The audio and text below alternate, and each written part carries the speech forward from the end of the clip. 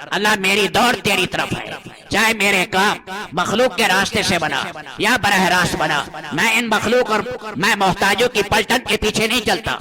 الحمدللہ وکفا وسلام علی عبادہ الذین اصطفی، اما بعد۔ آج ہم نے 7ویں پارے کے 3 پاؤں سنے اور 8واں پارہ آدھا سنا، سورۃ انعام سنی ہے۔ انعام نام کی جمع ہے، چوپائے پر بھی اطلاق ہوتا ہے اور اونٹ پر زیادہ تر اس کا اطلاق ہے، کیونکہ آگے حلال و حرام جانوروں کے بارے میں اونٹ کا بھی ذکر آ رہا ہے۔ اس مناسبت سے سورت کا نام سورۃ الانعام ہے۔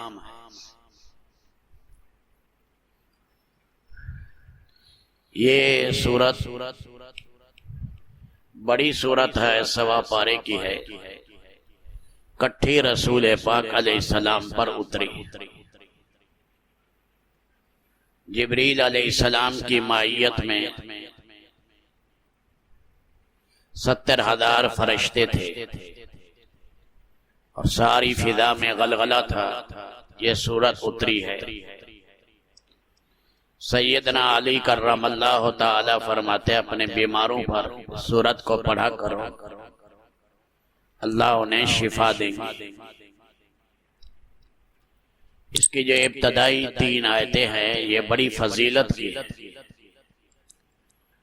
جب بھی اپنی منزل پڑھیں تو اس کی ابتدائی 3 آیات ما یکسبون تک جو آدمی پڑھے گا 40,000 فرشتے قیامت تک اس کے لیے بخشش کی دعا کریں گے۔ سورۃ انعام کی ابتدائی 3 آیتیں۔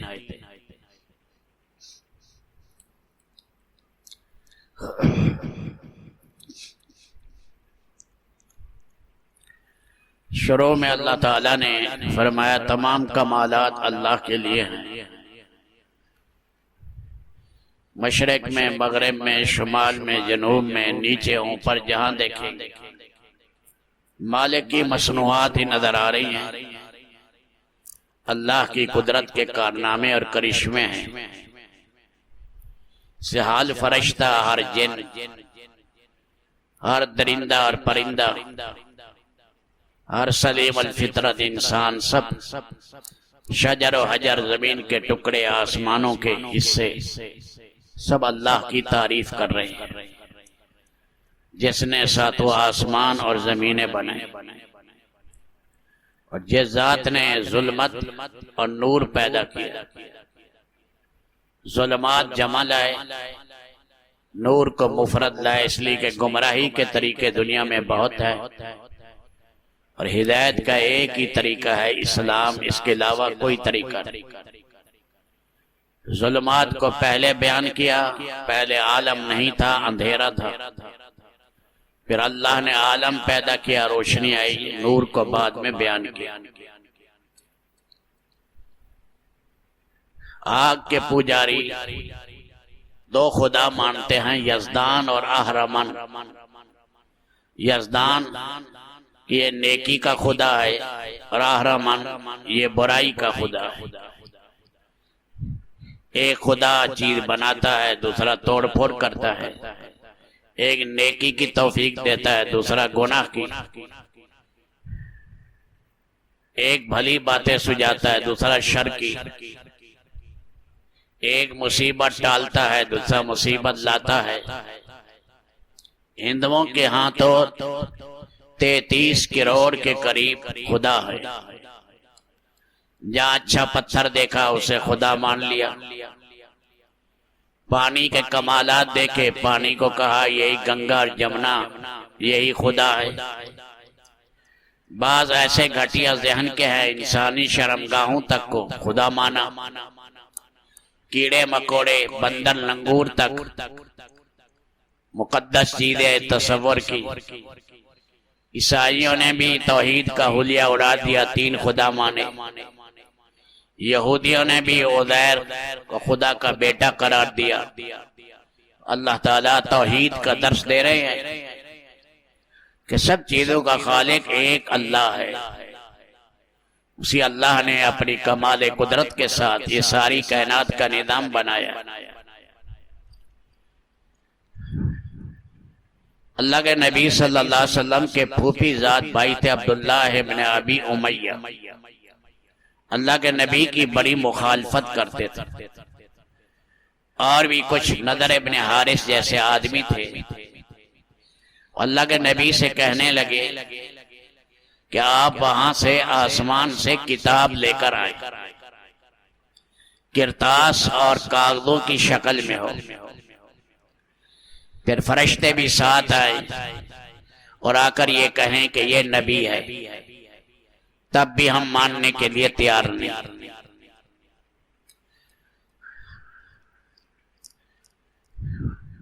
اور یہ ہمارے لیے بڑی عجیب چیز ہے کہ انسان ہو کر نبی بنے، فرشتہ نبی ہوتا۔ اللہ نے بتایا کہ انسانوں کو میں نے انسانی زندگی دکھانی ہے۔ انسان ہے، شادی کرنی ہے، کھانا ہے، پینا ہے، آرام کرنا ہے، بشری ضروریات انسانوں میں ہیں۔ تو نبی ہی وہ زندگی دکھا سکتا ہے انسانوں میں جو نبی ہو۔ فرشتہ اگر ہم اتار دیں اصل شکل میں تو تمہیں اٹیک ہو جائے، وہی مر جاؤ دیکھ کر۔ اور انسانی شکل میں ہم فرشتہ اتارے پھر وہی اعتراض کرو گے جو اب کر رہے۔ اللہ کا نظام دیکھو، نظام ہدایت، کہ یہی فتح مکہ کے موقع پر آپ کا پھوپھی زاد بھائی ایمان لے آیا، اور طائف میں اللہ نے اسے شہادت کی موت دی، صحابی بن گیا۔ جیسے ابو جہل ہے،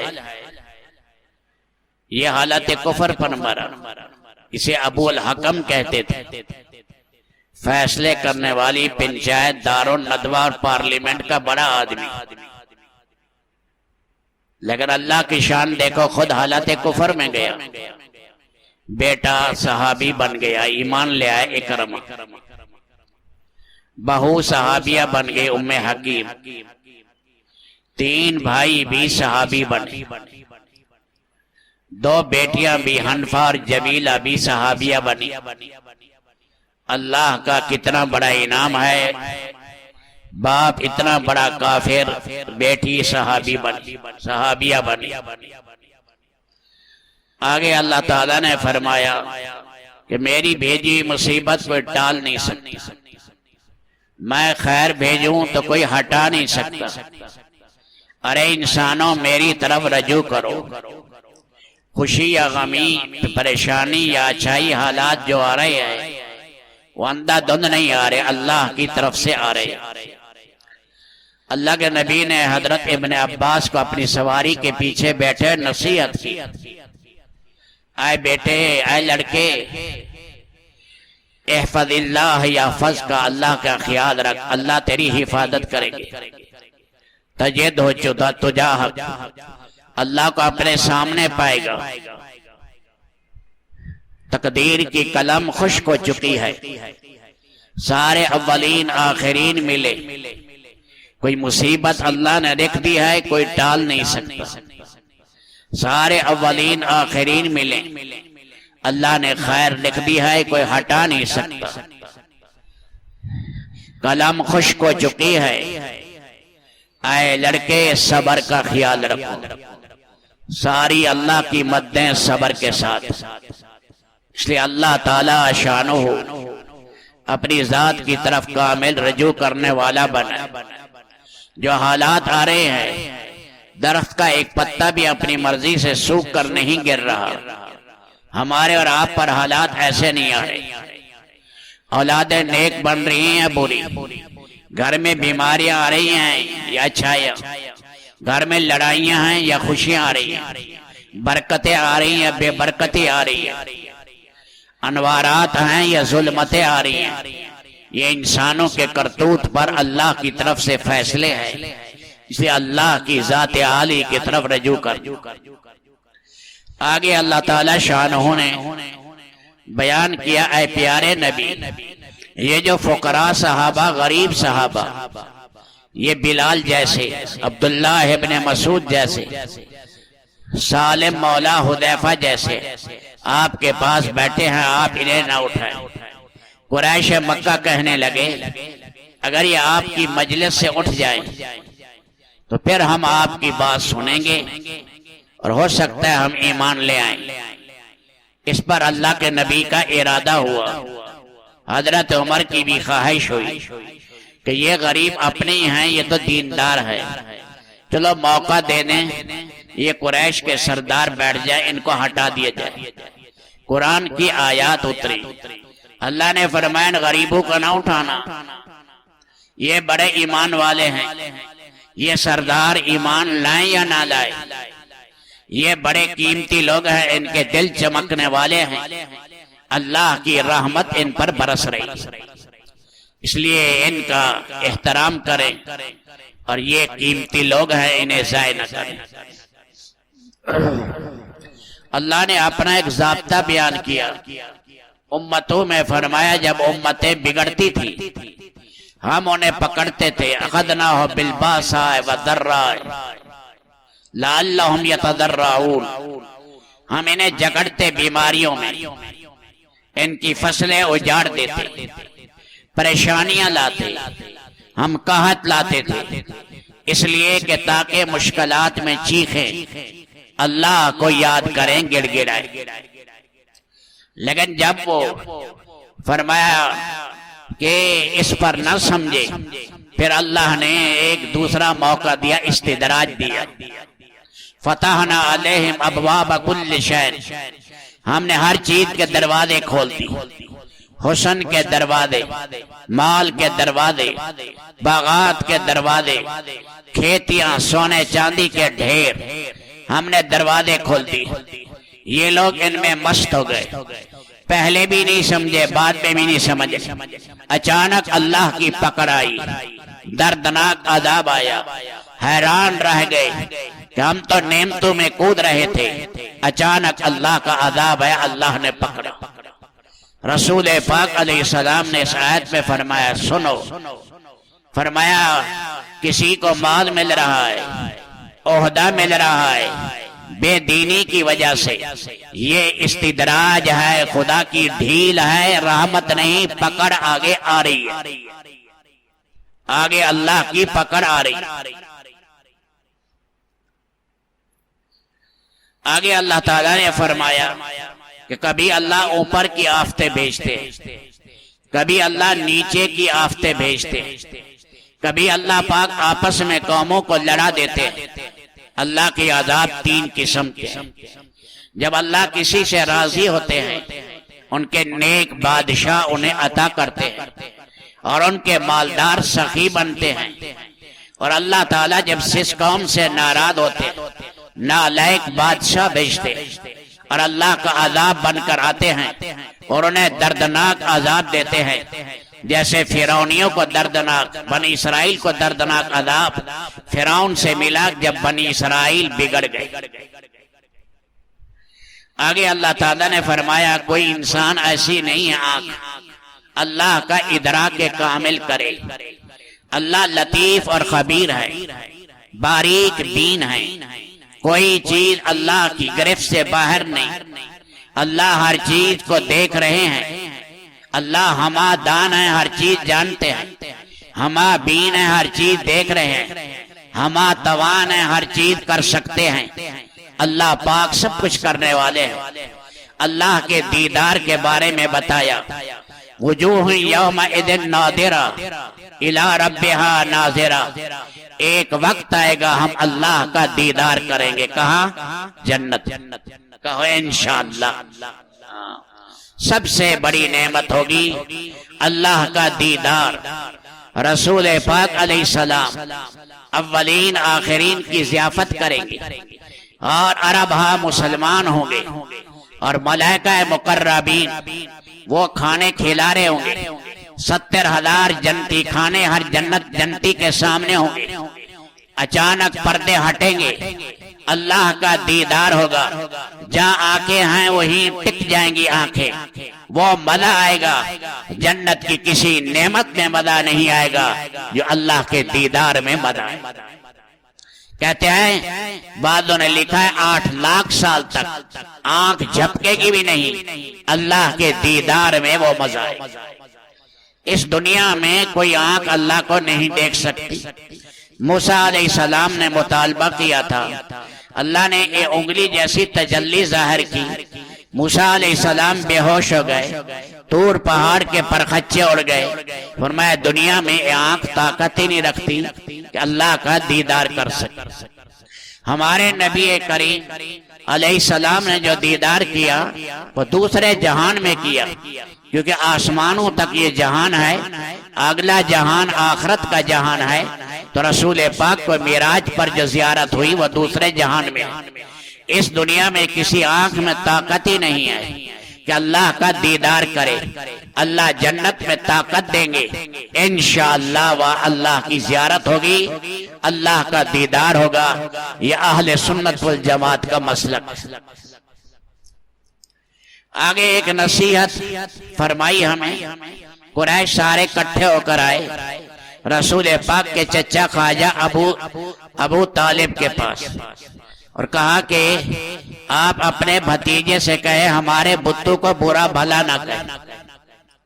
اللہ کے نبی کے بتوں کو گالیاں تو نہیں دیتے تھے، یہی کہتے تھے بھئی یہ کچھ نہیں کر سکتے، یہ پتھر اپنے ہاتھوں سے بناتے ہو، لکڑیاں اپنے ہاتھوں سے تراشتے ہو، ٹانگیں اپنے ہاتھوں سے بناتے ہو، انہیں نہلاتے ہو، ان کے آگے کھانے رکھتے ہو، کتا اٹھا لے ہٹا نہیں سکتے، مکھی آ جائے ہٹا نہیں سکتے. بھئی یہ بات سمجھاتے تھے. کوئی گالی تو اللہ کے نبی نہیں دیتے. بار کیف آئے اور آ کر کہنے لگے آپ اپنے بھتیجے سے کہہ دیں کہ ہمارے بزرگ ہمارے معبودوں کو برا نہ کہیں، ہم بھی ان کے معبود کو برا نہیں کہیں. اللہ کے نبی سے کہا. اللہ کے نبی نے فرمایا میں تمہیں ایک کلمہ کہتا ہوں، کیا وہ تم مانو گے؟ ابو جہل نے کہا ایک نہیں 10 کلمے مانیں گے. آپ نے فرمایا وہ کلمہ ہے لا الہ الا اللہ. جب یہ کہا تو چادر جھاڑنے لگے اور اٹھ کر جانے لگے اور فرمایا کہ سارا وقت ہمارا ضائع کیا ہے. اللہ تعالیٰ نے ادب بیان کیا یہاں پر کہ تم ان کے بتوں کو گالیاں نہ دو، یہ تمہارے سچے خدا کو ورنہ گالیاں دے گی. یہ تو ٹھیک ہے، یہ تو ادب کے ساتھ کہ میاں ان کے ہاتھ سمجھانے کے لیے ان چیزوں کے اندر اختیار نہیں. اختیار کلی اللہ کے ہاتھ میں ہے جو ہمیشہ سے ہے، جس نے ساری کائنات بنائی، اکیلا نظام چلا رہا ہے. یہ تو دلیل دیں گے اور یہ بھی کہیں گے کہ یہ آدمی جو توحید کو نہیں مانے گا جہنم کا ایندھن بنے گا. یہ بات بھی سمجھا دینی چاہیے. لیکن چڑھانے کے لیے ان کے سامنے ان کے بتوں کو گالی دینا، فرمایا نہ دو ورنہ یہ تمہارے سچے رب کو گالی دے. جیسے فرمایا اپنے ماں باپ کو گالی نہ دو. کہ یا رسول اللہ ایسا احمق بھی ہے کوئی جو اپنے ماں باپ کو گالی دے؟ اللہ کے نبی نے فرمایا جب دوسرے کے ماں باپ کو گالی دو گے وہ تمہارے ماں باپ کو گالی دے. اب ذریعہ بنے تم، اس لیے اس کا خیال کرو. جو چیز مقصود میں نہیں ہے فرمایا ذرا اپنی زبان کی احتیاط کر لو، احتیاط کے طور پر رہو اور خواہ مخواہ انہیں چڑھانے کی کوئی ضرورت نہیں ہے. مہذب طریقے سے یہ بتا دے میاں سب اختیار اسی ذات کے ہاتھ میں ہے جس نے کائنات بنائی ہے اور یہ ساری کائنات بننے میں اللہ کی محتاج. ضعف الطالب والمطلوب. اللہ نے جیسے کہا مکھی ان کے سامنے کوئی چیز اٹھا لے یہ اسے واپس نہیں لے سکتے.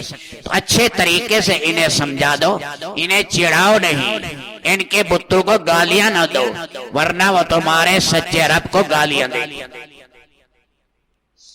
آگے رب العالمین نے جو ہے اپنی نعمتیں بیان کی کہ خدا کی قدرت کی نشانیاں دیکھو.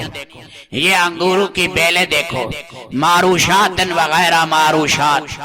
بات تم لکڑی کے اوپر چڑھاتے ہو، بات دوسرے ہیں. زیتون کے پھل دیکھو، کھجوروں کے پھل دیکھو، اور دیکھو عجیب و غریب قسم کے، زمین ایک ہے، پانی ایک جیسا ہے، قسم قسم کی نعمتیں اللہ نکال رہے، کہیں میٹھے ہر کا سیلے پھر ہے، کہیں کڑوے ہیں، کہیں لاجواب ہیں۔ اللہ اپنی قدرت کو دکھا رہا ہے کہ اللہ کی قدرت سے یہ کیسے شاندار ہیں۔ اے کاشتکارو، جب اللہ پاک تمہیں کوئی نعمت دے اس کا حق ادا کرو۔ آتو حقہ یوم حصادہ، کھیت جس دن کاٹو، جس دن تم نے گندم کاٹنی ہے اور اسی طرح اور فصلیں کاٹنی ہیں، غربا کا حق نکالو۔ جیسے ہم پیسے کی زکوٰۃ نکالتے ہیں، ایسے پیداوار کی زکوٰۃ ہے، وہ 10واں حصہ۔ جہاں بارش ہوتی ہے، بارانی علاقہ ہے، اپنا پانی ٹیوب ویل کا نہیں لگاتے، ٹرپائن کا پانی نہیں لگاتے، وہاں 10واں حصہ 100 من میں 10 من فقراء کے نام پر نکالو۔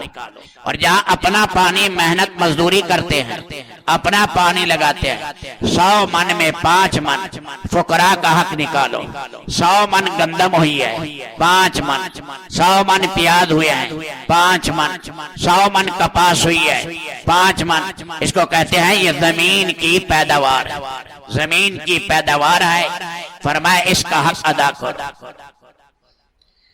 مشرقین مکہ کی حرکت دیکھو، شرک گھٹی میں تھا، جب ڈھیری لگ جاتی، یہ ڈھیری ہے جو کی، یہ ڈھیری لگی انگوروں کی، تو تقسیم کرتے کہ یہ اللہ کا حصہ، یہ ہمارے بتوں کا حصہ۔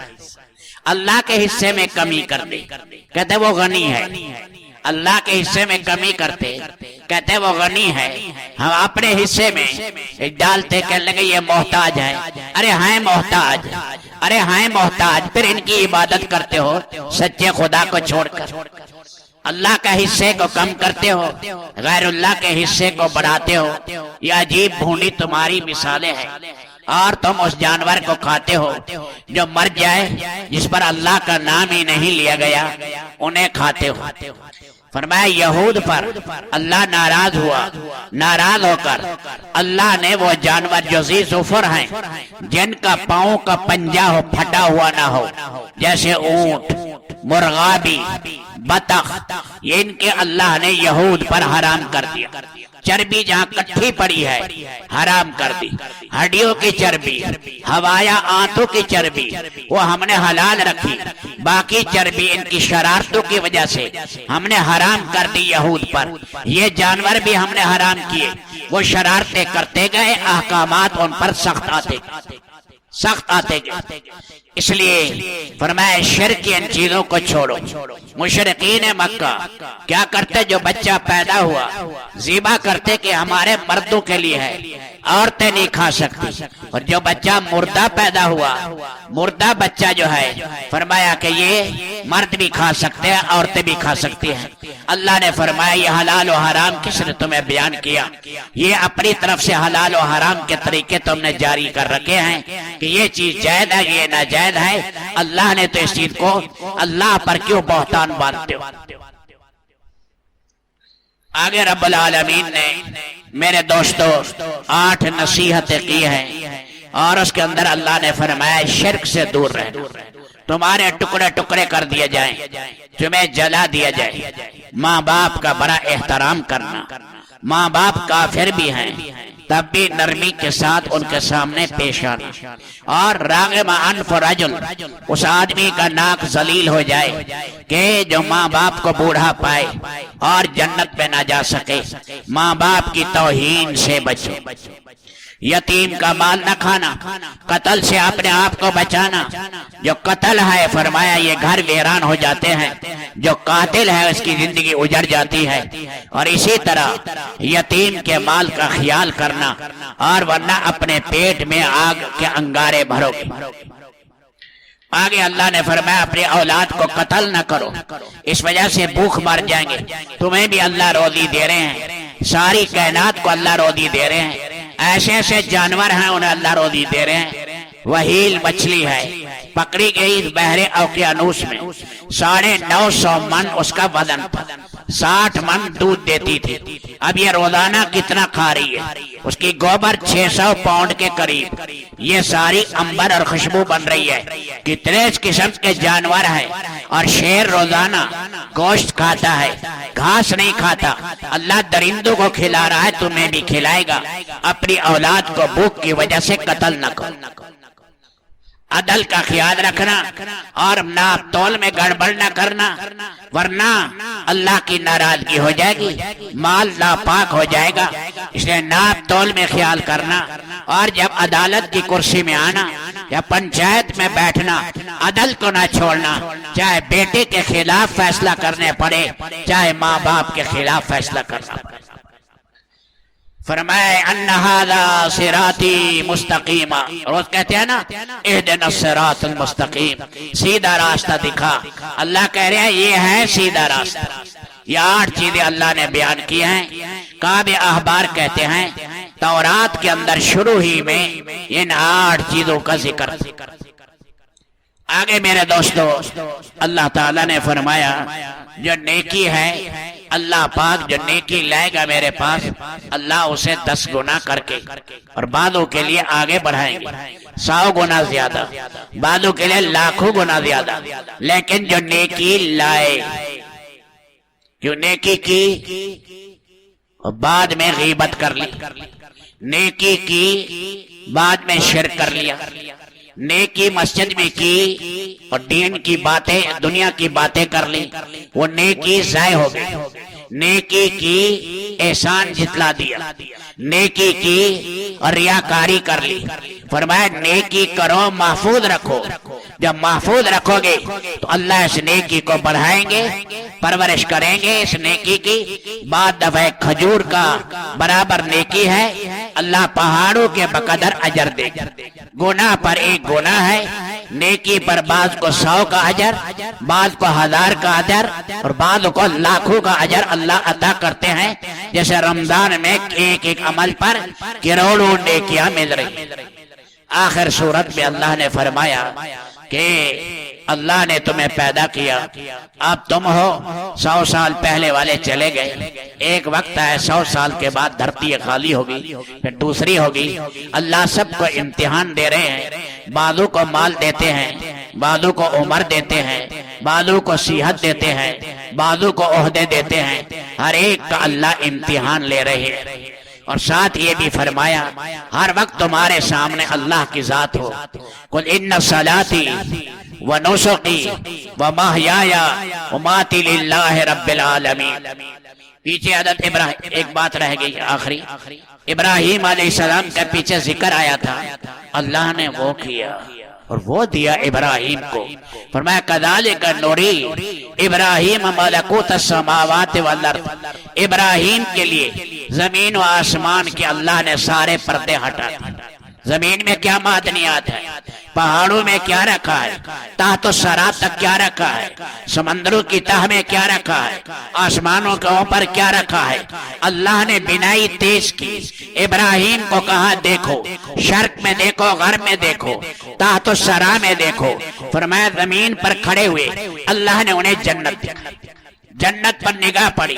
اے ابراہیم تمہاری یہ قربانیاں ہیں اور قوم کو تم نے سمجھایا، بڑے بڑے تمہارے اوپر امتحانات آئے، اے ابراہیم تم کیا چاہتے ہو؟ فرمایا انی وجہت وجہ للذی فطر السماوات والارض، اللہ میری دوڑ تیری طرف ہے، چاہے میرے کام مخلوق کے راستے سے بنا یا براہ راست بنا، میں ان مخلوق اور میں محتاجوں کی پلٹن کے پیچھے نہیں چلتا، میں تیری ذات کی خاطر سارے قربانیاں دے رہا ہوں۔